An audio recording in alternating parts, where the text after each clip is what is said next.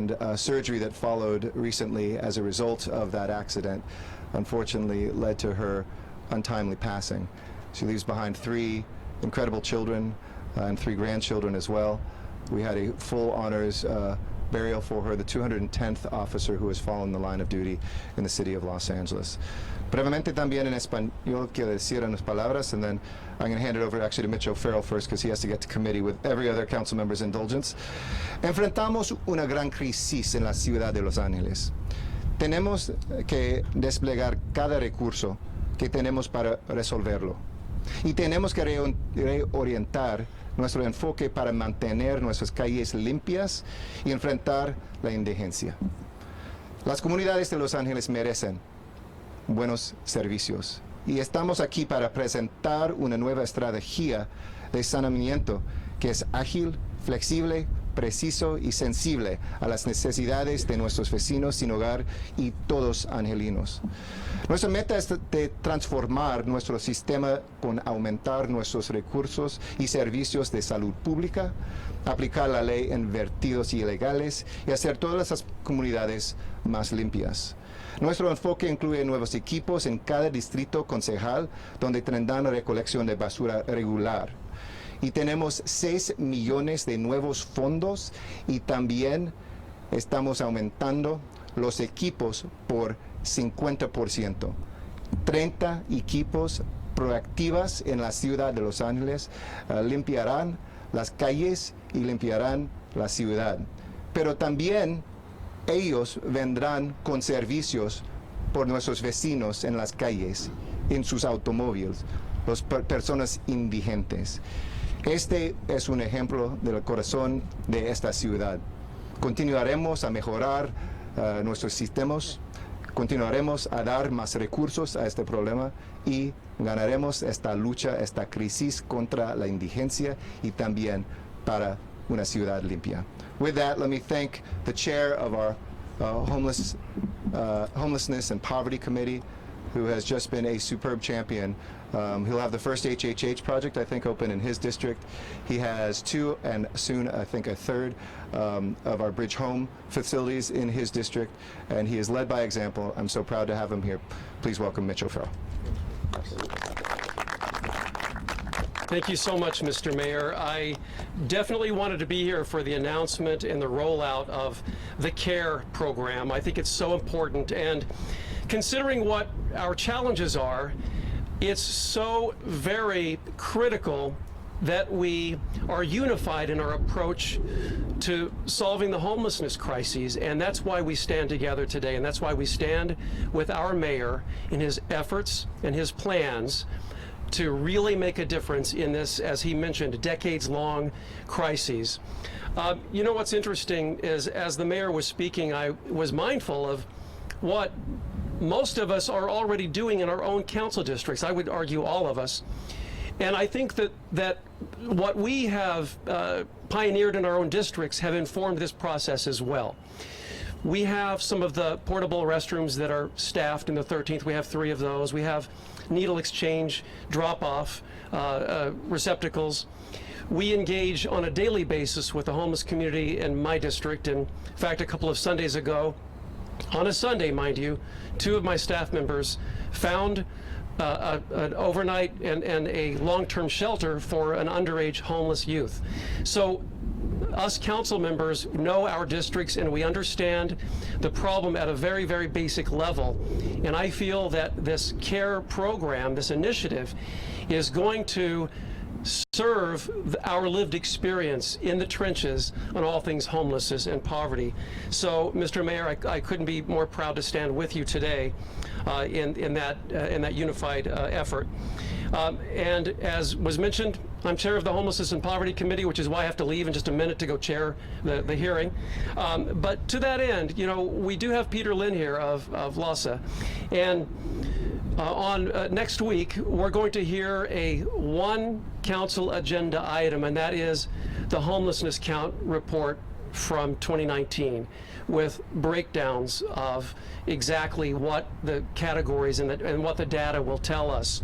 Some of the outstanding or I think dynamic results that we're going to really double down on are the fact that there are significant increases in homelessness in our families, in our youth, and in our seniors.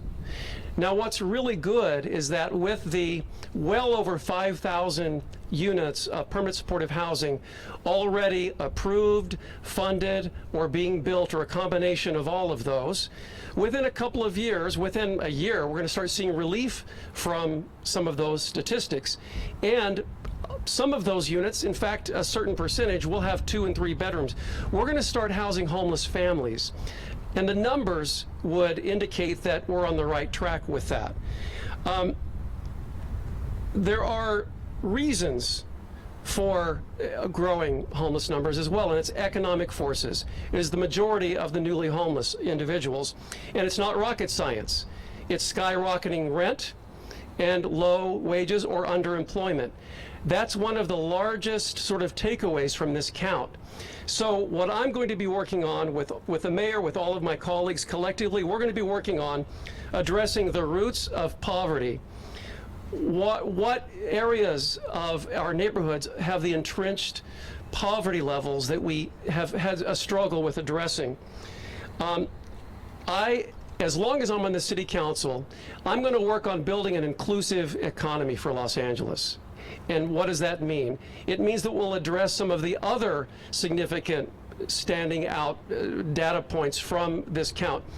For example, African Americans are way overrepresented in homelessness, as are Native Americans. What's that about? We're going to take a good long look at that. So we're going to have partners in this effort from the economic development community, from the business community, from the homeless advocacy community. Now is the time for all hands on deck to really elevate the very best ideas and lived experiences of people who know how to make a difference in this. It's not going to be me, it's not going to be many of us standing up here, but it will be all of us in collaboration. We'll consult with the experts who have success in these areas. So with that, while we're doing this, we'll also exercise our fiduciary oversight. There's been a lot said about there's money on the table and we're not taking advantage of it, or we don't care enough about those experiencing homelessness. That is such hogwash. Believe me, we're looking at all of the finances that are available through HHH, but we have to make sure that that money is spent wisely. And that's exactly what we're going to do. So with that, I again want to commend you, Mr. Mayor, and stand with you in the spirit of a unified approach where we are determined to address this crisis head on. And I think we're going to make a significant difference in the very, very near future. So thank you so much, and congratulations on this initiative. Thank you so much. You bet. Appreciate it. All right. You bet. Have a good committee hearing, and thank you so much, Councilmember O'Farrell. We appreciate you. Next, somebody who has been also a tireless warrior in this fight against homelessness. I've stood with him in town halls. I've seen him proactively put affordable housing and shelter beds throughout his district, and somebody who I know feels so deeply about this issue, not just of homelessness, but of course keeping our streets clean. It's a pleasure to be with him as well here today. Please welcome Councilmember Mike Bonin. Thank you. Thank you, Mr. Mayor, and thanks especially to the folks from sanitation for the plan they've put forward. I too need to dash off to a committee meeting. The first item on our Homelessness and Poverty Committee agenda actually is final approval of the lease for the bridge housing in Venice, which we are very much looking forward to getting built. But listen, let's be very clear. Our goal and our moral obligation is to get everybody off the streets, out of encampments, and into housing. Long-term housing, bridge housing, shared housing, reunification, whatever means it takes. That is our goal and that is our obligation. But at the same time, it is our responsibility to know that by tonight, that will not have happened. And tonight, there are going to be tens of thousands of people living in encampments in filth around Los Angeles. And tonight and tomorrow morning, there are going to be residents of Los Angeles who cannot walk on their own sidewalks. There will be people who cannot get into their businesses, and there will be school kids who have to walk in the street to get around encampments. And my feeling for a long time has been that our approach towards this problem has been wrong-headed, and that we have been spending a lot of money on a program that nobody was really particularly happy with, that wasn't making a visible dent in the problem. And what we are doing here today is restructuring this program. Thank you, Sanitation and Enrique, for your work on this, and repivoting this program. So instead of treating encampments as a trash problem, we are treating tens of thousands of people living in encampments as a public health crisis. With the county at our side, with the words of the UN report echoing in our minds, we are treating this as a public health crisis. The idea of having a law enforcement-led process that was an unpredictable, complaint-driven schedule was, as we've heard from social service providers, from LASA, actually disruptive to our goal of trying to get people quickly off the street and into housing. It inhibited the trust that needed to be built. What we are doing today is a fundamental rethinking of how we do that. The primary metric becomes public health. So if somebody is living on the streets, they have to go to the bathroom. So let's provide some toilets. If somebody is living on the street, there is trash that they will generate. So let's provide trash receptacles. If somebody is living on the street, let's provide showers. If somebody is living on the street in an encampment and they want to help clean it up, let's find a way to get them into the city's targeted local hire program and get them employed to expedite their process getting off the street. This is a different way of doing things, and it's the right way of doing things. And one of the reasons I know that is I have heard these suggestions from all over. I have heard these suggestions from people who are homeless. I have heard these suggestions from homeless advocates. I have heard these suggestions from neighbors. I have heard these suggestions from the city employees who are out there on the front lines. And yes, I have heard these very suggestions from the police captains in my district saying, we need to do toilets, we need to do showers, we need to do trash receptacles, we need to make public health a priority. And that's what we're doing. Thank you. Thank you, Mike.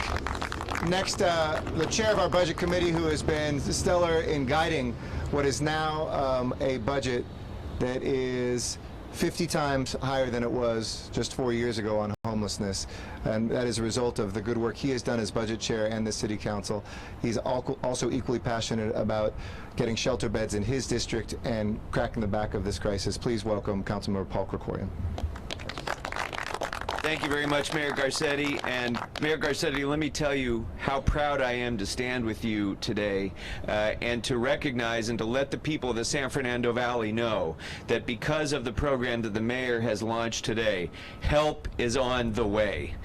For too long, the San Fernando Valley has been left out of the homeless discussion, and our neighborhoods have suffered as a result throughout the San Fernando Valley. Right now, today, we have 2 teams dedicated to cleaning up the impacts of homelessness in the San Fernando Valley.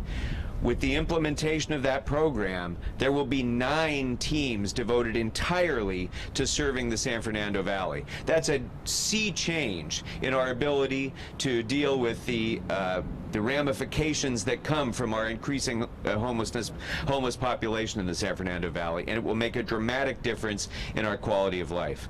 But at the same time, we also have to recognize that this is a problem that deals with the transitory impacts of homelessness, but it doesn't deal with the underlying causes of homelessness. We have to continue to stick with our diligence in addressing that by building more shelter, more housing, more opportunities for employment, more opportunities for services for our homeless population, so we can get to the ultimate causes of this problem. And I will say that this implementation plan encompasses that as well. And so I want to thank the mayor for changing our focus. I want to thank the general manager of sanitation, Enrique Saldivar, for embracing this and making sure that what we do when we're cleaning up homeless sites is also sometimes the only contact that city employees are going to have with that homeless population. And it's an opportunity that shouldn't be missed. It's an opportunity to reach out a hand, not just to sweep up the sidewalk, but to reach out a hand and lift someone up so that hopefully we won't have to be continuing to come back to that same spot again and again just to address the public health issues that are involved. But this will be a tool, one of many tools that we have to continue to utilize to bring people out from under the bridges and into permanent housing. And this program will help us to do that. But in the meantime, as long as we have an unhoused population that continues to grow in the San Fernando Valley and throughout our city, it's absolutely imperative that we address the impacts of that. That's what this program will do. And I have to say this too. The mayor heard us. The mayor heard from every council member in the city who has been begging for more services from sanitation to be able to do this.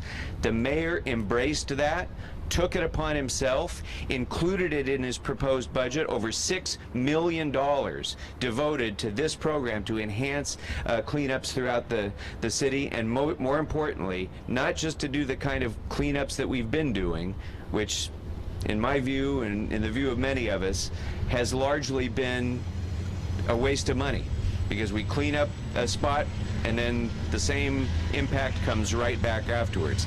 This changed approach will mean not only do we address the public health issues, but we also reach a hand out and hopefully won't have to keep continuing to do the same thing over and over again, but will have a lasting impact for the benefit of our homeless population and for the benefit of our neighbors. And that's because of the visionary leadership of our Mayor, Eric Garcetti. So thank you very much, Mayor. Thank you very much, Councilmember Krikorian. Our last council member has some of the toughest parts of the city. They've been most impacted by illegal dumping and also by the crisis of homelessness. But he too has far surpassed the goals that the council set for themselves for affordable housing, permanent supportive housing. I'm grateful for his leadership. He has helped work with us for a couple bridge home sites as well in his district. I'm so pleased he is here. Please welcome Councilmember Curran Price. Thank you. Good afternoon. First of all, I want to just commend our mayor for his strong commitment to protecting public health by keeping our streets clean and residents safe, and by taking specific and swift action to improve the environment. I'm also proud to stand shoulder to shoulder with my colleagues Mike Bonin, Mitchell Farrell, who had to leave us, and Paul Krikorian. I want to also thank LA Sanitation and General Manager Enrique Salvador. You're going to be hearing from Enrique. Let's give it up for the Department of Sanitation for their continuous efforts to create a more livable and sustainable environment for all Angelenos. And finally, our director from LASA, Peter Lynn, also whom you're going to be hearing from. This has really been a collaborative effort, and it's going to become even more collaborative as we move forward.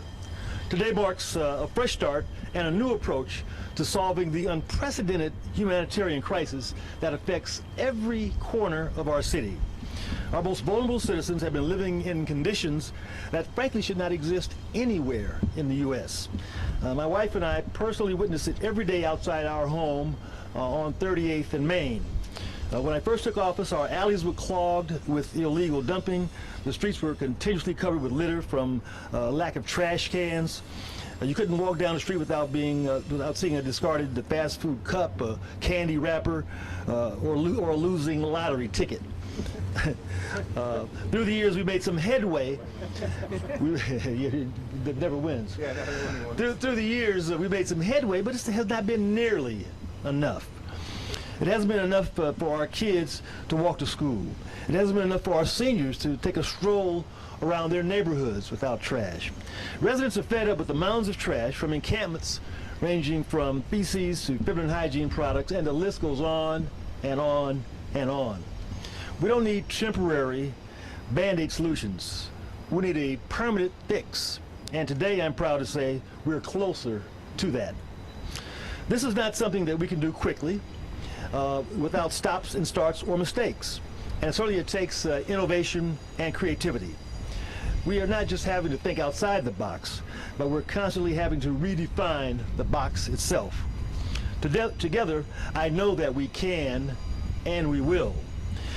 This year's budget process was a thoughtful process, and with the mayor's guidance provided an unprecedented amount of resources, from maintaining our tree canopy to making sure that low-income families like the ones I represent can afford to go to the zoo. Thank you, Mr. Mayor, and our budget chair, my colleague Paul Krikorian, for their leadership and making sure that the poorest areas receive the level of services they deserve and have a fundamental right to. LA Sanitation has proven to be up to the challenge, even when their critics weren't so sure. Some said they were doing too much, some said they weren't doing enough. I'm proud to say that CD9 is going to benefit greatly from this year's budget. We will have dedicated HOPE team for the Grand Flower Corridor, where dedicated SPA 6 service provider Hopix and LASA have been doing work all they can do to get folks off the street for the last several years. We will have a paid response team that includes cleaning and engagement to address those pressing issues that just cannot wait. And we all receive those calls 24/7. Besides the additional woman or manpower, we're giving our homeless residents the power to help themselves. There are people out there who have the capability to make every house a home, even one on the streets. They sweep their area every day, they keep their tent or structure tidy, and even some who encourage and who help others to keep the area clean. And we want to work with our homeless neighbors in this effort.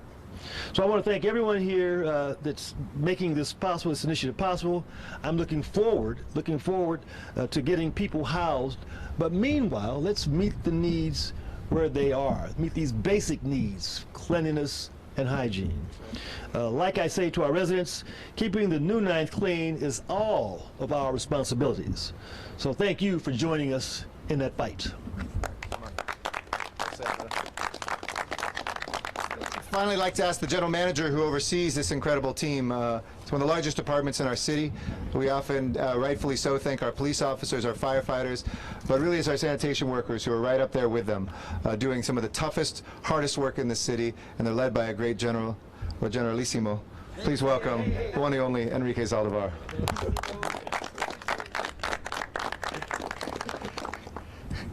See, when the mayor teases me, he does it in Spanish. Well, thank you, Mr. Mayor. Thank you, honorable council members. Thank you for providing LA Sanitation and Environment with the resources to rise to the challenge, to meet the service demands, to remove solid waste brought about by the proliferation of illegal dumping, which disrespects the dignity of our very communities, at the very least, but also committing an egregious crime for sure. Los Angeles has the solid waste management infrastructure and services in place for everybody to be able to handle waste the correct way, the dignified way, the respectful way. There are no excuses for illegal dumping. In providing us with resources, you also expect us, as all of you have indicated, to be effective, efficient, and innovative at every turn. The proposed deployment plan for our Livability Services Division, and I want to echo the appreciation that all of you expressed for our Livability Services Division, the woman force and the women and men of our Livability Services Division, which is headquartered in this very facility. You can see we're nimble. We don't spend a whole lot of money on our buildings and deployment centers. All of our money is spent actually in services. Thank you, all of you, for your relentless commitment and tireless commitment to our great city, to our mission to protect public health and the environment, to our city leaders. We are committed to all of you, and to our city residents. Indeed, this new deployment plan is a re-engineering of our deployment strategy. As we render our services to protect public health and in the cleanup of homeless encampments, We will do so while engendering trust with the homeless communities and the communities surrounding them.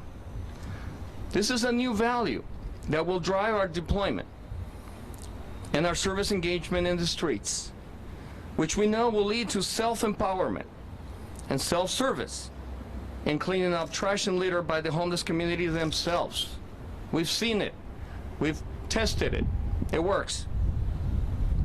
By LSM providing bags, receptacles, and trash collection will go a long way in building that essential trust.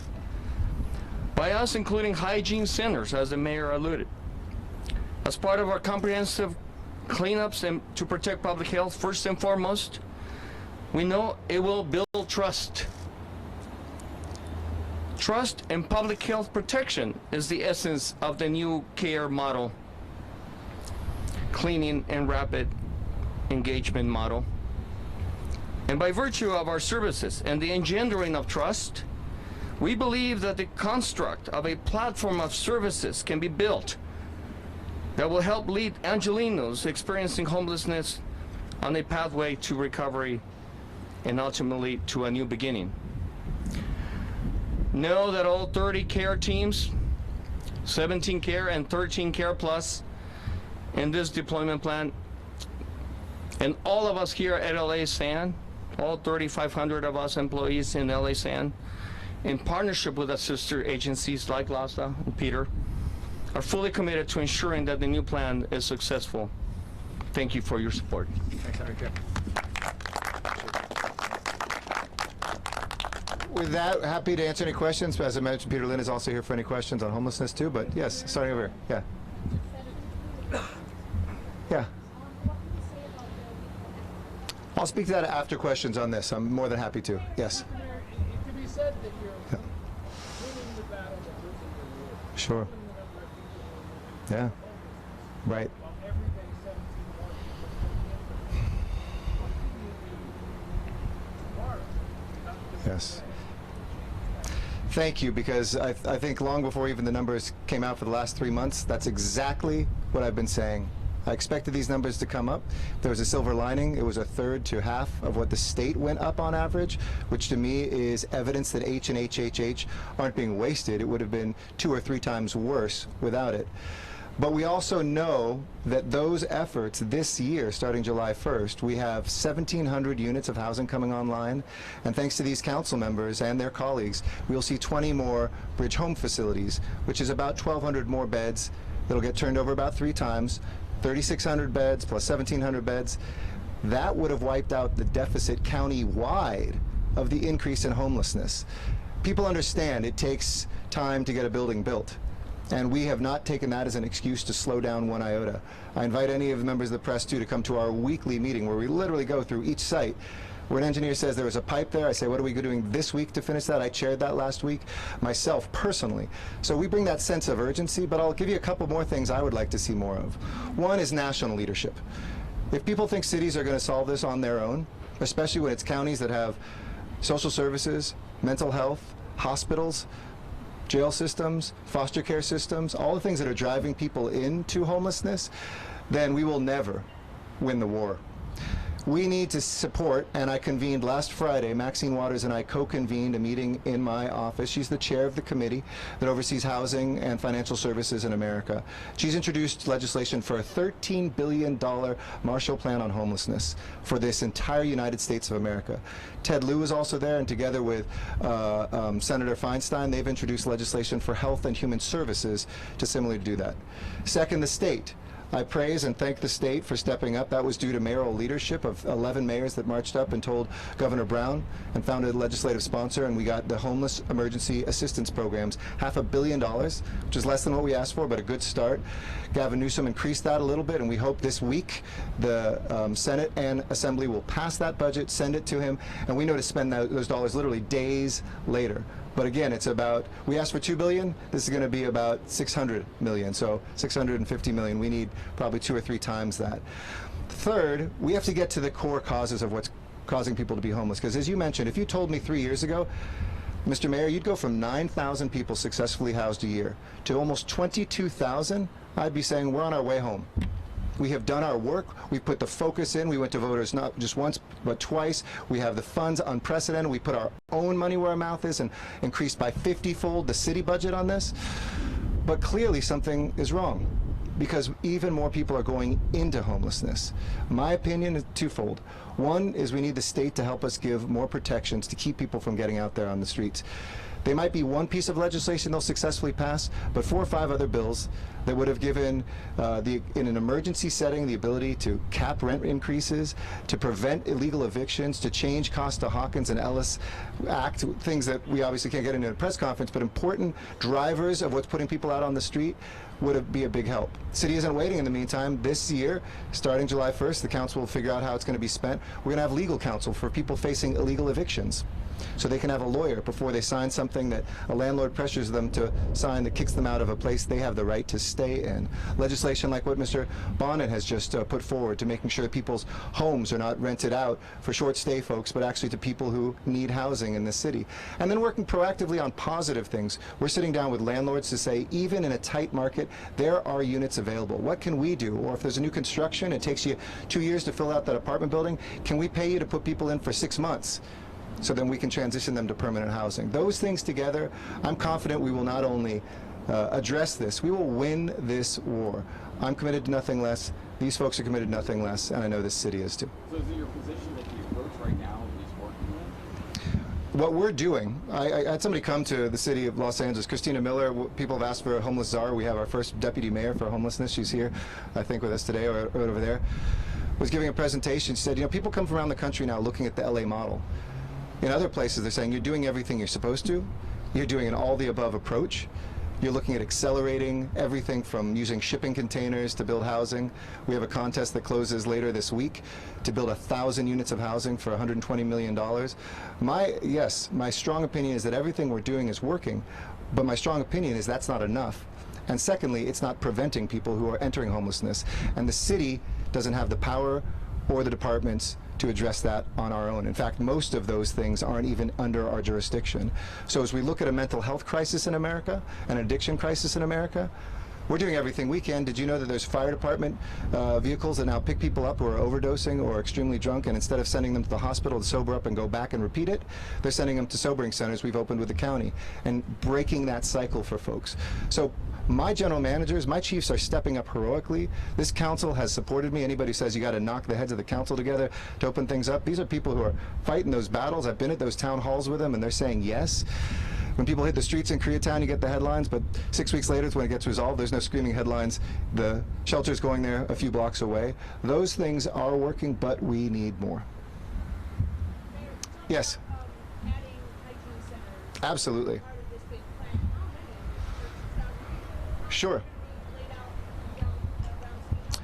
So the CARE program is not the only way we're addressing hygiene, but it's one of the first times we're adding 2 teams hygiene at the same time. So when people are seeing a sidewalk where they have their tents where they are living cleaned up, we also want to say, hey, there's a place that you can get clean, maybe take a shower, go to the bathroom, etc. We've already started that. You see them, the off-ramp at Alvarado, we see it downtown. We have plans for the Homeless Emergency Assistance Program, the state funds, to put even more. I can have Christina tell you some of the details of the numbers. I don't have them offhand in my head. We also have council members like Councilmember Cedillo, who's going to be looking up in one of his neighborhoods of keeping our parks facilities after everybody's gone home and it's nighttime, putting some staff there and allowing those showers and bathrooms to be used at the nighttime for folks that are unhoused in those neighborhoods. So we are going to look at existing facilities. We're going to roll out with sanitation workers some pilots to see if that works well in these cleanups. Plus, we're continuing to expand what we have permanently, especially in Skid Row. I made a pledge that the biggest commitment will be a redoubling of what has been a runaway success of the showers, washing machines, toilets that are called the Refresh Spot. We're going to be looking at doing a second one that downtown. I don't think people can get to a place of being served until they have their basic hygiene needs met and they can feel like a human being. So we'll get you the details of the numbers. Okay? Yeah. This plan has probably been in the work for about 4 or 5 months, I would say. I mean, we've developed it with our budget this year. I mean, realistically, it's been part of this entire year's budget process, which starts July 1st of any year, July 2nd, I should say. So on July 2nd, we sit down, we ask departments what their needs are, we start listening to what we've heard, and so we started laying the groundwork for that to include that in this budget, but it certainly evolved and was added to and improved along the way when council members gave us feedback, advocates gave us feedback, sanitation workers gave us feedback.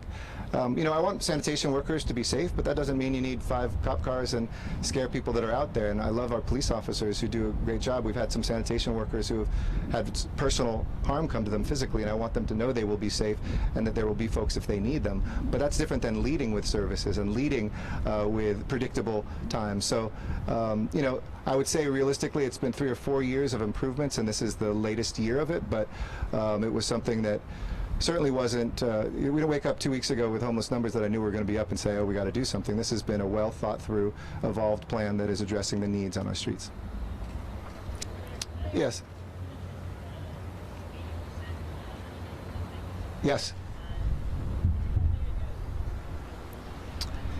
Yes, we do. Thank you for the question. So if you couldn't hear, it was the 80% as we did a press conference, was it last week? 2 weeks ago on this. A lot of people, I think, often conflate all these issues together. Homelessness is up. All illegal dumping must be because of encampments. That's leading to pestilence and rats and stuff like that. And, you know, hence this is all about homelessness. We wanted to correct that record. There certainly is a need, and that's what we're talking about here today, to address health around where people are living on the streets. But 80% of the tonnage that we pick up of trash on our streets, and I don't mean what we collect in our bins, but what is dumped on our streets, is the result of illegal dumping. So we have folks who have been out there, undercover officers, officers in uniform. There's law enforcement officers that are part of the Bureau of Sanitation. And we've, as I mentioned, together with public health, wait one sec.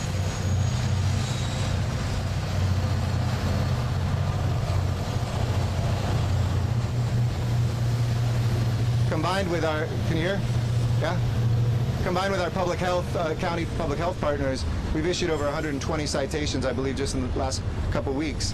At the press conference 2 weeks ago, we learned that, I think, and we've added to that, there's 67 businesses just in the downtown area where some good journalism showed the impact of dumping, that 67 businesses didn't have a trash hauler, which is illegal and against the law, 67 of them.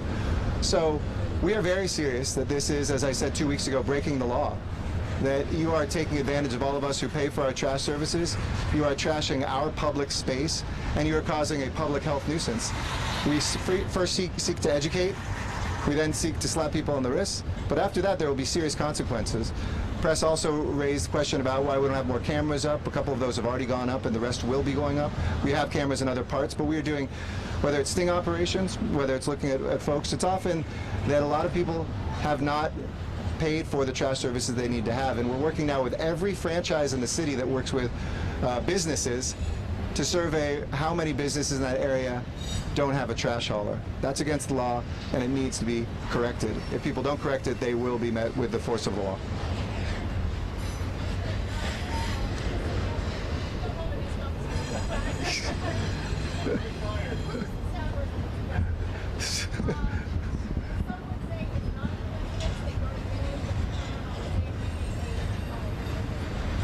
No, we had scheduled this long before. 2 weeks ago, we had a press conference before I even knew about that. So I reject that outright. Sure. You know, today's one of those days that kind of puts life in perspective. When you put a police officer to rest, any day you wake up and you have your health is a good day. Any day you come home to a loved one is a good day. And any day that you can make this world a better place is a good day. So for me, this is a good day. And I think the last thing we need are political games, when what we need to have is a unified team. One that you see here, one that we've carefully built with our county and our city. People understand homelessness is a very difficult problem, and people understand what political games are, and I think they can see the difference. And to me, I am never going to stop addressing this problem. It is my passion. It is my mission. I've done that long before there was any cameras, when I was 14 years old on Skid Row, and I won't stop until we house every Angelino. ¿En español también? ¿Quiero? Okay. Este día es un gran día. Un día donde tenemos nuestra salud, nuestras familias, y tenemos la oportunidad a cambiar el mundo, es un gran día. Y no necesitamos partidos políticos, necesitamos una coalición a confrontar el problema de la indigencia y a limpiar las calles de Los Ángeles. Yo tengo una gran pasión para estas dos cosas y continuaremos a limpiar nuestras calles, ayudar a nuestros hermanos y hermanas en las calles, y yo creo que la gente puede ver partidos políticos cuando ellos nos vean. Cuando una persona, una gran amiga de Donald Trump, un apoyante de este es partidos políticos, no es un parte de nuestra lucha contra la indigencia, pero toda la gente están invitados a ser un parte de esta coalición, el condado, el estado, el gobierno nacional, y ellos continuarán a luchar y ganaremos esta lucha. Thanks everybody. Yeah. A lot of LA